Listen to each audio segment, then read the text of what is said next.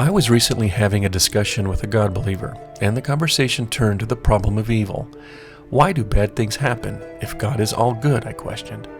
My conversation partner turned my attention to a biblical verse, which he stated indicated that God gave human beings free will. I call heaven and earth to record this day against you, that I have set before you life and death, blessing and cursing. Therefore choose life, that both thou and thy seed may live.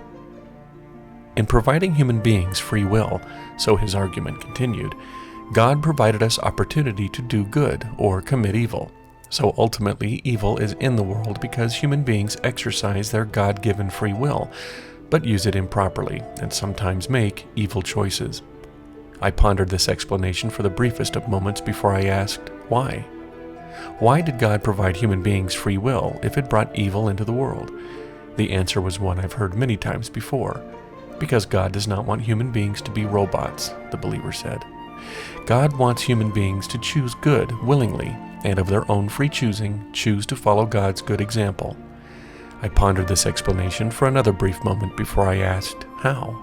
How could God give free will? This question was much more difficult for my believing friend to answer, but after a moment he said, God can do anything. But, I countered, God cannot do just anything. God cannot do evil, right? To this my friend paused to consider my observation. In that moment I pressed the matter further. Free will is merely the exercise of choice. I exercise free will when I make a choice in the morning to have waffles or pancakes. There is no evil in my decision, merely the exercise of free will. Why did God create circumstances in which the exercise of free will resulted in evil consequences? Why not, out of all possible worlds available to the omnipotent God, did he not create a world in which there is free will, but no evil? A world in which free will can be exercised, but between choices involving only positive outcomes. One needn't choose between waffles in the morning or loaded 45 in order to exercise one's free will. Creating such a world hardly seems impossible for such a creature as the believer's God. My believing friend now puzzled the problem further and still had not formulated answers to my avalanche of questions, so I decided to pose a simpler problem.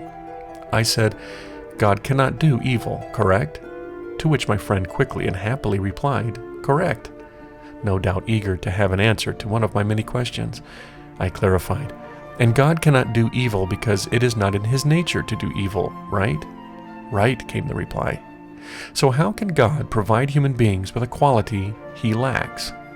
If God were to go into the kitchen and have a nature by which he could not choose waffles for breakfast but could only choose pancakes, then I, as a human being, have more free will than the thing which created me. How is that possible? Moreover, as a free agent, which God is not, constrained as he is by his nature, human beings are able to choose between good and evil, and by choosing good, can thereby be called good, on the very basis of that judgment. God, however, cannot be considered good for having made proper decisions, because by his nature, he cannot choose otherwise. When a human being chooses to help a child in need, instead of allowing the child to die in poverty, he can be ruled good, for the very reason the human being could have done otherwise. However, when God aids a child in need, he does so not because it is the good thing to do, and he chooses to do it, but only because he cannot do otherwise.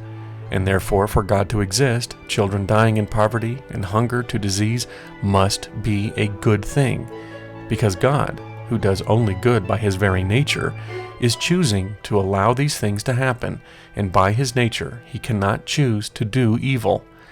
Children and others are in need because it is a good thing. Otherwise God, out of his good nature, would have made corrections to their circumstances. By definition, going against God's will is an act of evil.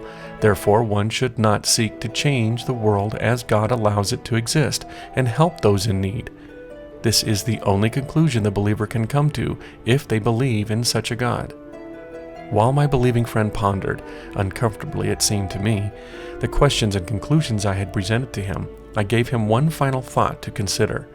If God cannot choose to do evil by his very nature, and is the model of behavior all humans should aspire to mimic, and indeed is the model of behavior all human beings are judged against, why was it not possible for him to create a creature in his own image, who was likewise incapable of choosing evil by its very own nature. Does God consider himself a robot because he is such a being as this?